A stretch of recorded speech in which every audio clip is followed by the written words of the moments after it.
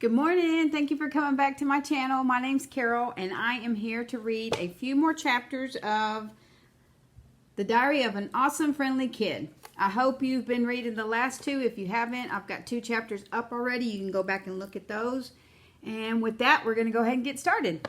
So the next chapter is called The Time I Saved Greg from Tevin Larkin's Birthday Party. There is a kid named Tevin Larkin who lives on Bean Street, and last summer his mother invited me and Greg to Tevin's birthday party.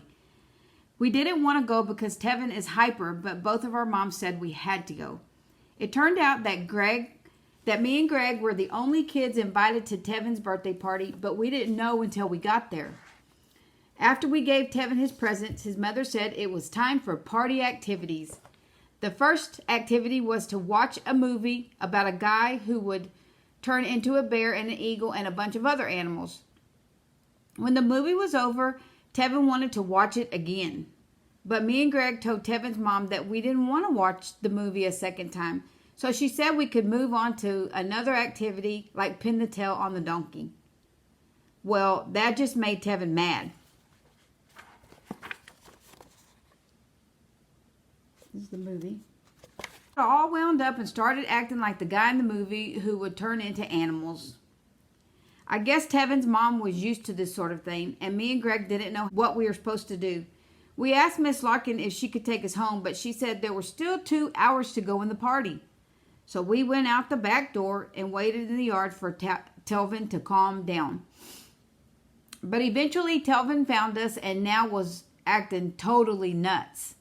I took a few steps back to get out of Tevin's way, but that's when I fell into a giant ditch. Luckily, the ditch wasn't too deep, or I probably would have broke some bones. But when I finally got to my feet, I heard this buzzing noise all around me. It turned out there was a hornet's nest at the bottom of the ditch, and they were all stirred up. I got stung 12 times, and 2 of the stings were inside my mouth. Ouch. Miss Larkin drove me home early, and Greg hitched a ride too. Anyways, Greg is always saying he owes me for getting him out of that party I put him in. He owes me for getting him out of that party, and I put it in this book in case I ever need to remind him. So here's a book of him acting crazy like the animals, and then they go outside. And then here's the next one where he's in the ditch getting eaten. Accomplishments. Every biography I've ever read for school has a chapter called Accomplishments. So I figure I better add that in here before I forget. The problem is that Greg is only a kid and most of his accomplishments haven't happened yet. So I'll leave some blank spaces here and I can fill it in later. Next chapter. The time me and Greg disturbed an ancient burial ground. If you were spooked out by that goat story from before, then you might want to skip this one. Okay, if you are still reading, remember I warned you. One time, me and Greg were playing Vikings and ninjas in the woods, and then some teenagers came and ruined our fun. Nerds. But that's not even the scary part, so keep reading.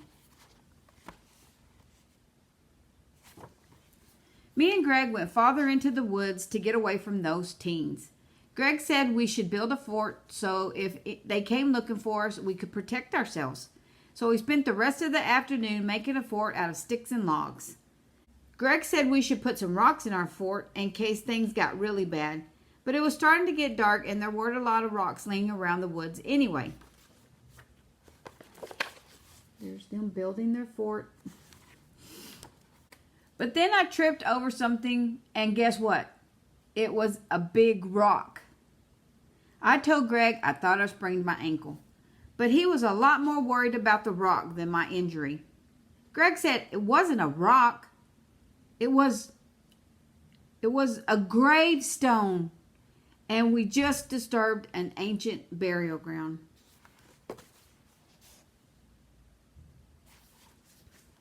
I guess you already knew that was coming because it was in the title of this chapter. I'll probably change it later on so I don't give the surprise away. Anyway, me and Greg were totally spooked out by this ancient burial ground, and by now it was really dark out, so we were extra scared. but Greg must have totally forgot about my ankle because he took off and I couldn't keep up. I kept waiting for Greg to come back, but he never did. Wow, what a best friend, right? Luckily, my parents called Greg's house to ask where I was, and that helped him remember I was still out there. And just to show you what a great pal Greg is, he let my parents borrow his flashlight and pointed them in the right direction. I don't know if that's a great best friend or not. Next chapter, an even more scary story. Okay, while I'm on the topic of scary stuff, I want to share a story about something that happened a couple of years ago. One time, I was at my grandparents' log cabin with my dad for the weekend, and we took a hike, and I kind of got dirty. Well, technically, it's my dad's cabin now, but because my grandpa died the year before. I called my grandpa Bambi. And the reason I called him that is because when I was 2, I couldn't say grandpa. Bambi. That's cute. Bambi. But when I got older and I could say grandpa, nobody would let me change it. And when my grandpa got older, it's the only word he really said. We love you, Dad. Bambi. So anyway, back to the story. After I got dirty from that hike, my dad said I had to take a shower. But Bambi's cabin is really old and it doesn't have a shower. It just has one of those creepy old-fashioned tubs. Oh, that's his grandpa. After I filled up the tub with water and got in, here's what happened next. I heard footsteps coming down the hall, and I thought it was my dad bringing me something like a towel. Clomp, clomp, clomp.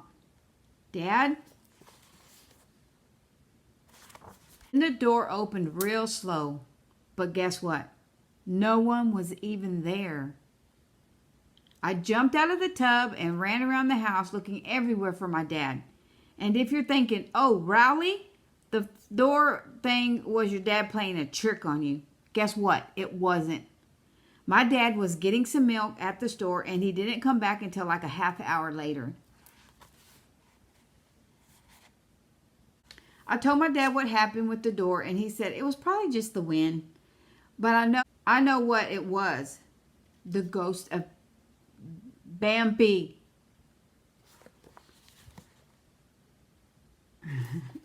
So we're going to stop there and I will continue reading on. We still got a little ways to go in the book, so I will continue on with the series. I hope you like the book. If you do, please hit the like button. Share it with your friends. Please hit the subscribe button. It helps me out. Have a great day and I will see you when I see you.